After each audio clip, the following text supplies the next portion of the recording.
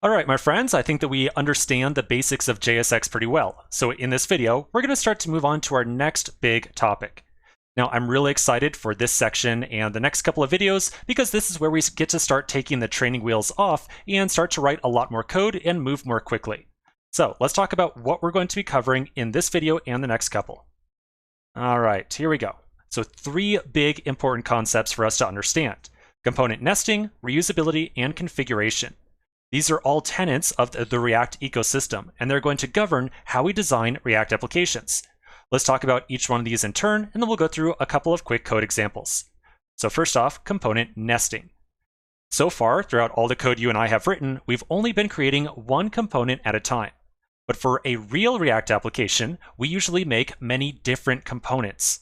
When we make many different components, we then nest them, or essentially place them in each other to make an actual usable React application.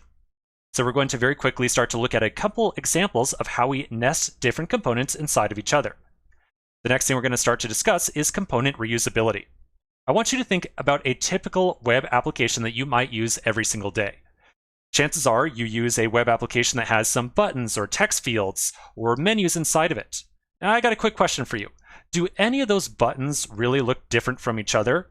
Well, chances are they don't. Just about every button inside of a single React application is always going to have some very similar and identical functionality. It's going to show some text and then do something when a user clicks on it. So rather than making a separate component, or essentially write out some different code for every single button or every single menu or every single text input that you might put into an application, we instead strive to make reusable components, or little pieces of code that can be reused several different times inside of our single application. And again, we'll take a look at a couple of examples on how we might achieve reusability. And then finally, and this is very tightly coupled with reusability, component configuration.